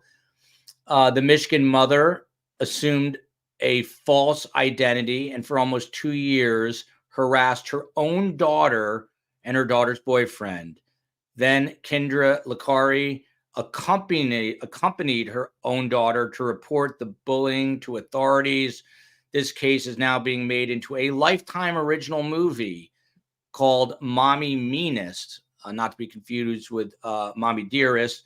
So basically, Phil, this mom pleaded guilty to 2 counts of stalking a minor and was sentenced to between 19 months and 5 years behind bars. She sent 349 pages worth of demeaning, demoralizing, and just outright mean texts to her own daughter. And she had used software, this mother. She went to some great lengths that hid her location, also using multiple numbers with area codes to keep herself concealed. People say that this is the equivalent of cyber Munchausen syndrome. What the hell is going on here, Phil? This is a mother with Mother's Day coming up. Hope this daughter's not celebrating. The own mother doing this to her own child. What? I mean, you're a student of human behavior. What is this all about? Well, I mean, mom's got some issues, it would sound like. And not knowing any more details on what you've just already said, I mean, obviously, there's a problem. There's always a backstory to this stuff. So my curiosity would be, what's the backstory that led to this type of stuff, this type of behavior from the mom? Yeah. Man, I need a break. I'm glad I'm going away. This world is crazy. Now we're getting an electromagnetic storm on top of everything. MJ pointing out something. Unfortunately, I don't know this because I grew up with a great mom. Not all moms are great, Joel. My mom would have gone to the ends of the earth for me, still would. She would also yell at me all the way there. But this next story, Phil, another one. This one comes from Boston, where Karen Reed is going on. This woman did not die, but she was stabbed in the neck by her 84-year-old neighbor. He was angry about loud noises and banging coming from her apartment, Phil. But it turns out that this woman, 56-year-old Cheryl Masucci, she's deaf. Her dad, who was taking care of her, passed away, so she could not hear how loud she was being. It didn't bother her 86-year-old neighbor, who couldn't take it anymore. And he has now been arrested on charges including assaulting a disabled person and assault to murder. She was simply innocent, could not hear because she was deaf. Again, he knew that she was deaf. He couldn't take it, and he snaps. He's 86 years old. I get it, 86, maybe you've had enough with life at that point. Her quote is, so sad. I'm all by myself. My father passed away is her quote. She survived. I have nothing else to say. Phil, do you have anything to add on this one? Well, no, I mean, this is another, I'm curious as to the backstory here. This type of stuff doesn't happen in a vacuum. I'm curious to know what issues were before her parents passed away. If he knew she was deaf, he knew, so there's a backstory here that caused this man to go do what he did. I'm not saying he's justified in doing it. I'm just saying that I'd be curious to know what the backstory is. We're pivoting into the good news part of the show. Despite a horrible assault, Kaylee Gain, you guys may have seen the video. This is a 15-year-old high school student in St. Louis. Over a month ago, she was brutally attacked by a fellow student, had her back of her head smashed onto the pavement. I watched that video and I can still feel it. You know, when I just said that just now, I just realized I remember that video. Imagine the things that Phil Waters can recall from his career, 33 years in the PD, and a lot of them in homicide. We take that for granted. So kudos or respect, I should say, to Phil Waters, because at any given moment, that guy can blink his eyes and recall some horrific stuff that we all take for granted. So with that said, this 15-year-old had her head smashed repeatedly into the pavement. At one point, they didn't think she was going to survive. She now has to wear a custom helmet. She underwent a craniectomy, a procedure that removes part of the skull. She's going to have other operations to have it put back. She's going to need a stent put into her head as well. She's having short-term memory problems. She's 15 years old. The person, the attorney here representing her, says that Kaylee spends around 3 days per week in physical and speech therapy and still experiences short-term memory loss. Kaylee is also scheduled to undergo extensive neuropsychological testing later this summer in an effort to ascertain the long-term impact of her injuries on her cognitive function. There was talk about indicting the student who attacked her, who I think is also 15, as an adult and charging her as an adult. At one point, they thought it was going to be murder. Phil, should this 15-year-old who attacked her be charged as an adult? Sure. Got no problem with that at all. Yeah, I've seen that video. This is another example of, kids being a lack of discipline at home. And then the schools are expected to raise these kids, and then they're not allowed to discipline the kids at school. And you get people that have no concern about anybody else except themselves. And here we go. So we get this kind of thing that happens. And in my day, of course, I'm going to, as people always say, I'm going to show my age. But, when we got in fights, we went behind the church. We settled our differences. We might have a little dust up, pop each other a couple of times. And then we got up and shook hands and we're friends. And that ain't happening today. And so, we've turned these schools into just cesspools. And they're not educating these kids. They're letting them get away with anything they want because they feel this way. They're indoctrinating kids. They're not disciplining kids, and they're not educating them. So here we go. So it's just everybody, whatever I want, whatever makes me mad at the time, I'm going to react in this way.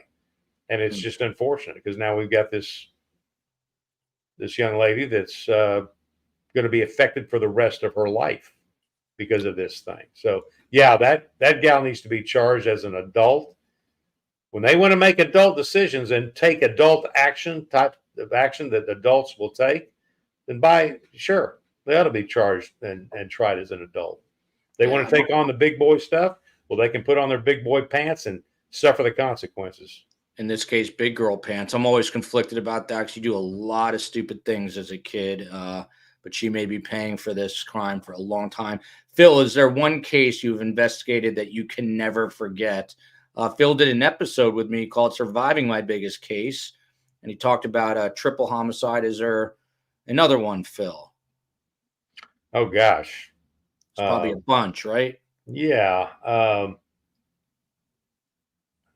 course, the one that I always go to is the one scene that I never, ever wanted to make, and that was the scene of a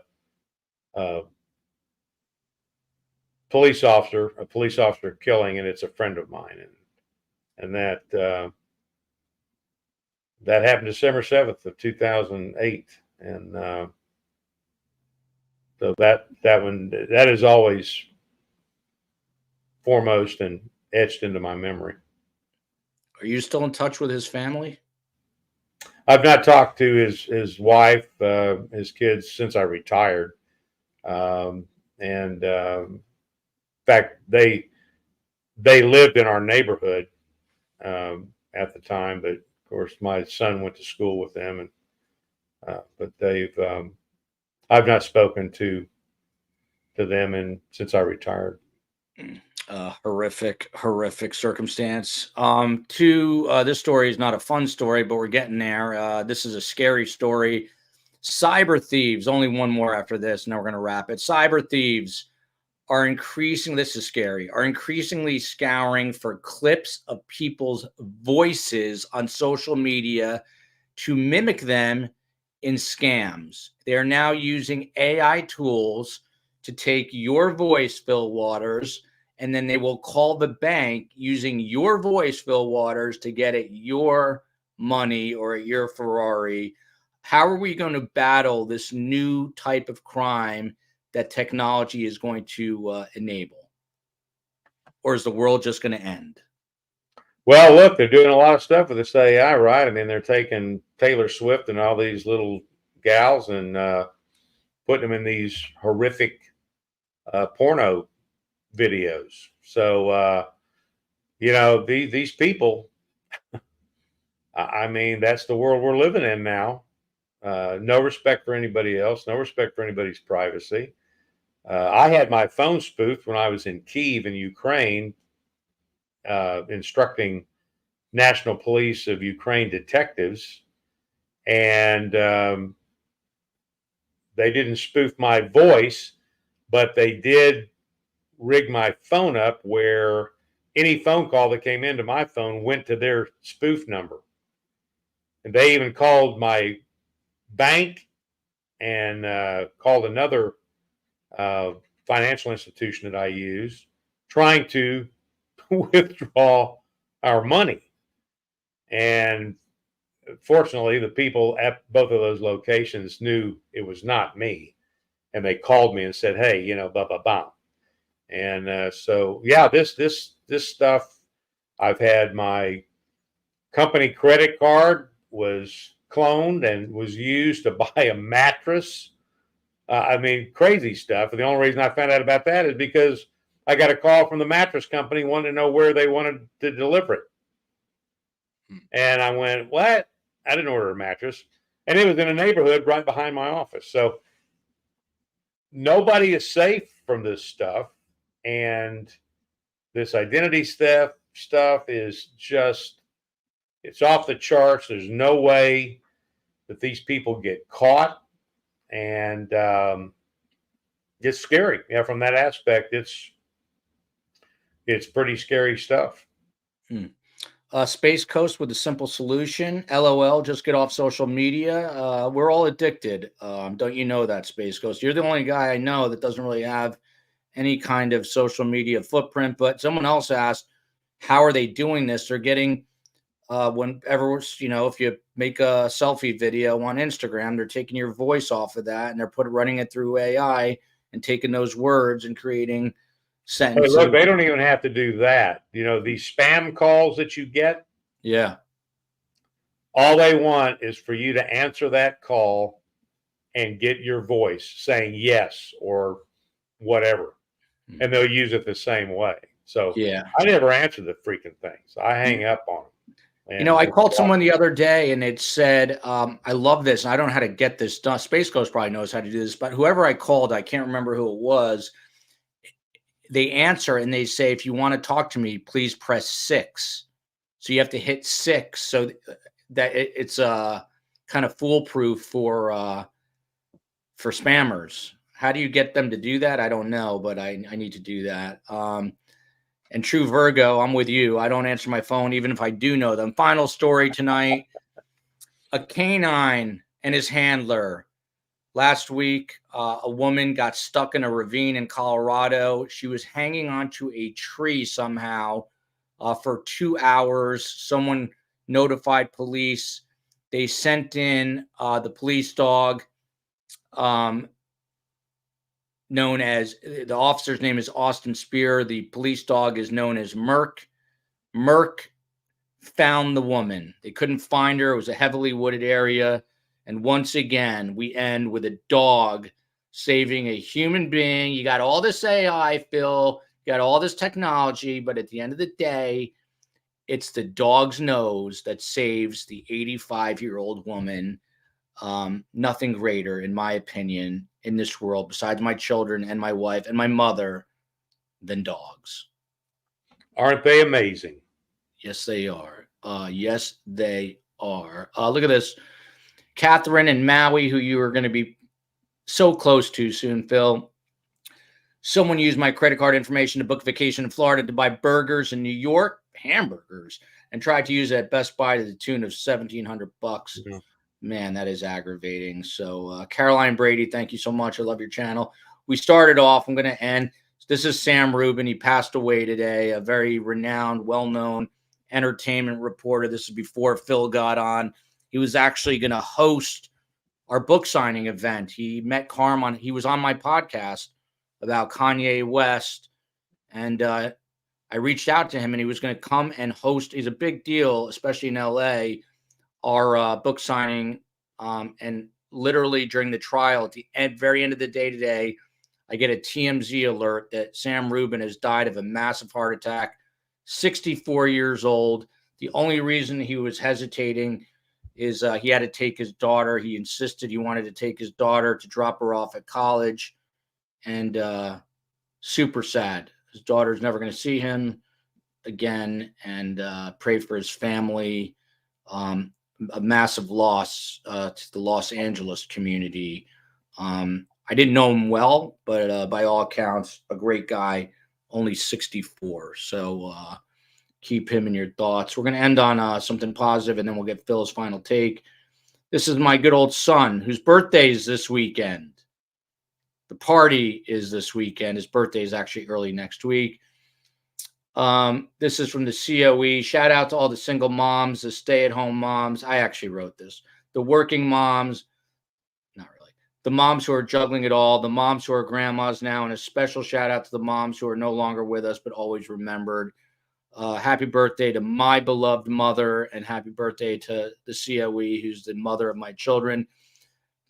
My big homie, as I call him, Judah Mack, had an assignment at school. He had to fill in the blanks about me and my mom. And he said, my mom is 60 years old. My mom likes to watch my daddy's podcast. My mommy's job is to help my daddy. No truer words ever spoken. My mommy says, you cannot put your feet on our new couch. True. I like to play and go on walks with my mom. My mom's favorite thing is relaxing. True, too. I might add spending money. And I love when my mom takes me to the park. Phil Waters, do you have fond memories? Your kids are grown up, but do you have fond memories of these days? Phil, now you have grandchildren. You do? Yes. Is there a question there? Just if you have fond memories and oh, of course I do. Yeah, and I tell you, my mom was wonderful, and she was my biggest fan, and she was not. She was only about 4'11", and she was a little little auburn-haired little Cherokee, and she didn't hesitate when I needed a correction. So she and a wonderful woman of faith, and as was my dad, he was a man of faith and a cowboy, and they were just the perfect mix for a cowboy and he used to call her his little Cherokee princess. So yeah, it was my mom was just a great, and I anything that I accomplished in life, it was because she was pushing me to always better myself, to remember who's number one in my life, and to concentrate on doing good things for people. And so I, you know, when I became a police officer, my mom blessed me with Psalm 91.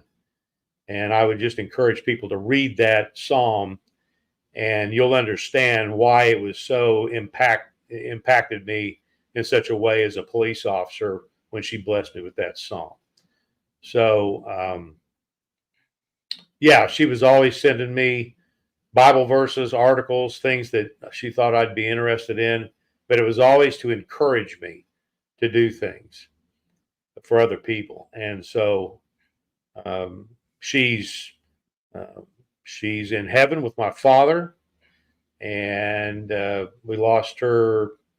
Well, we didn't lose her. She went home in 2011, and I just remember when my dad called me to tell me, and we knew she was in hospice, and so we knew it was going to happen.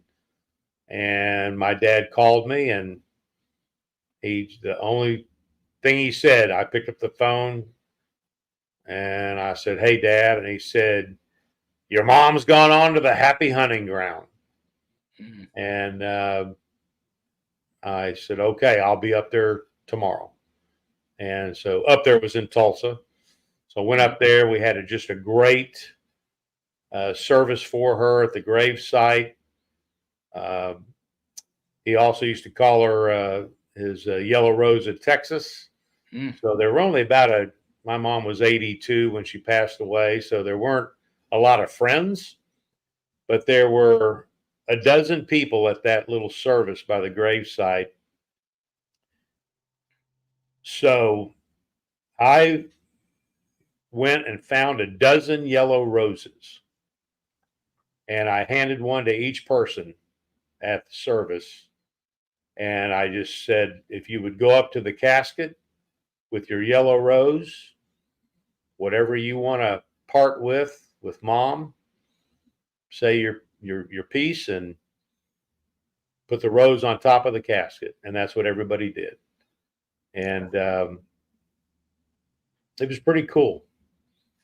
And so I miss her, and I would just, tell everybody, every mom. Of course, now I got 3 moms in my family directly. My wife, of course, and my 2 daughters, and their husbands, mothers. And so, yeah, moms are great. And I tell you what, it's too bad that we live in a day where being a mom is looked down upon by a lot of people that are on the wrong side of that issue. There is not a stronger, smarter group of people than moms. They do things that men cannot do. And so, and sometimes will not do.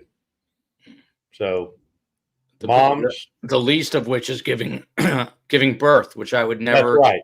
They're the only ones that can do that. I don't care what the culture says. They're the only ones that can do that.